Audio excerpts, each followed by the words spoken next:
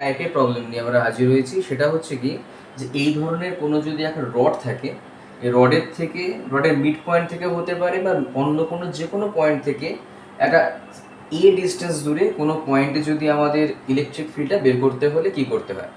তো এ ধরনের একটা প্রবলেম আমাদের প্রিভিয়াস ইয়ারে এসেছিল। তো সেটা কি, সেটা বলছে যে এখানে মিড পয়েন্ট থেকে পারপেন্ডিকুলার বাইসেক্টর একটা রড আছে, রডের মধ্যে টোটাল চার্জ আছে ক্যাপিটাল কিউ, রডের লেন্থটা করে দেওয়া আছে ক্যাপিটাল এল। তাহলে এখান থেকে মিড পয়েন্ট থেকে যারা পারপেন্ডিকুলার বাইসেক্টর থেকে কত ডিস্টেন্স দূরে একটা এ বলে দেওয়া আছে, লাস্টে এর ম্যাগনিচিউডটা কত সেটাও বলে দেওয়া আছে।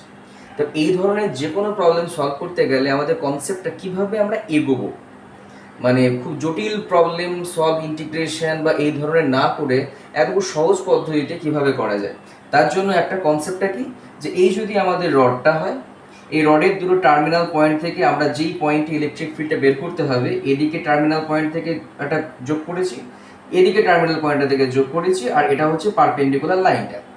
যদি এই অ্যাঙ্গেলটা থিটা 1 হয় আর উপরের অ্যাঙ্গেলটা যদি থিটা হয়, মানে পারপেন্ডিকুলার বাইসেক্টরটা যেটা আমরা এঁকেছি, মানে পারপেন্ডিকুলারটা এর সঙ্গে থিটা 1 আর উপরে অ্যাঙ্গেলটা যদি থিটা 2 হয়, তাহলে আমাদের এই রডটা যেভাবে আছে তার পারপেন্ডিকুলারকে আমরা বলেছি ই পারপেন্ডিকুলার, আর রডটা যেভাবে আছে সেটা সেই বরাবরই ইলেকট্রিক ফিল্ডটাকে বলেছি ই প্যারালাল। দুটো কম্পোনেন্টই হতে পারে।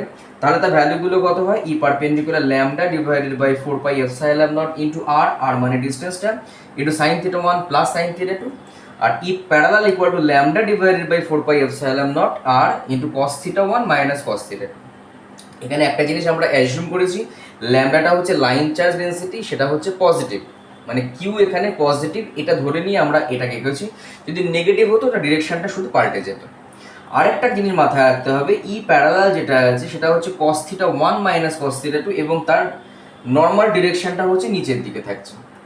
ওকে, এইটুকু খালি মাথার মধ্যে রাখলে এবার থিটা 1 এবং থিটা 2 যদি ইকুয়াল হয়ে যায়, এই থিটা 1 এবং থিটা 2 যদি ইকুয়াল হয়, মানে পারপেন্ডিকুলার বাইসেক্টর যেটা এই প্রবলেমের ক্ষেত্রে বলা হয়েছে, এই দুটো ভ্যালু যদি সেম হয়, তাহলে cos θ1 minus cos θ2 that should be equal to 0। তার মানে তখন ই প্যারালাল কম্পোনেন্ট থাকবে না।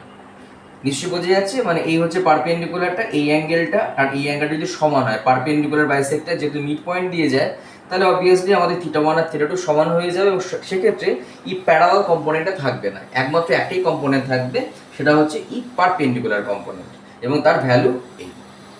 ফিরে আসছে এবার আমাদের প্রবলেমটার মধ্যে, এটা জানা থাকলে তাহলে আমাদের এখানে E parallel is equal to 0, ল্যামডার ভ্যালু ইজ ইকুয়াল টু সলিউশনের মধ্যে lambda equal to Q divided by এই লেন্থটা আমাদের এল আছে, তাহলে lambda equal to Q by এল।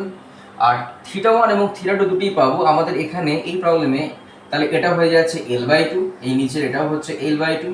এখানে এর ভ্যালু বলে দেওয়া আছে √3L/2, যোগ করে যদি দেওয়া হয় তাহলে এই অ্যাঙ্গেলটা হচ্ছে আমাদের θ2, আর এখান থেকে এই যোগ করে দিলে আমাদের এই অ্যাঙ্গেলটা আসছে হচ্ছে θ1, এবং tan θ1 দিয়ে আমাদের প্রবলেমটা করলে সুবিধা হবে। তার tan θ1 is equal to tan θ2 that is equal to কত, পারপেন্ডিকুলার ডিভাইডেড বাই হচ্ছে বেস, তাহলে L/2, আর এটা হচ্ছে √3 into L divided by 2, 2 cancel out, L cancel out, তাহলে আসছে হচ্ছে 1/√3। তাহলে এখান থেকে θ1 এবং θ2 দুটোর ভ্যালু হচ্ছে আমাদের 30 ডিগ্রি চলে আসছে। আমরা সবাই জানি tan 30 ভ্যালু হচ্ছে 1/√3। তাহলে আমাদের এখানে ই প্যারালাল তো 0 হয়ে গেছে, ই পারপেন্ডিকুলার ভ্যালুটাই শুধুমাত্র থাকবে, তাহলে ল্যামডার জায়গায় লিখছি কিউ ডিভাইডেড বাই এল, এটা একটা পার্ট গেল, 4 পাই এপসাইলন নট ইন্টু আর এর জায়গায় আবার আসছে হচ্ছে তোমার √3/2, √3L/2, 2টাকে উপরে পাঠিয়ে দেওয়া যায়, আর সাইন 30 প্লাস সাইন 30, θ1 এবং θ2 দুটোর ভ্যালু যেহেতু 30 ডিগ্রি, তাহলে sine 30 plus sine 30, sine 30 value half, এখানেও একটা হাফ, তাহলে এটাকে অ্যাড করে সহজেই এটা 1 হয়ে যাচ্ছে, বুঝে যাচ্ছ। তাহলে এখান থেকে চলে আসবে, তাহলে 2Q, 2 এর সঙ্গে একটা এখানে কেটে গেল, তাহলে Q ডিভাইডেড বাই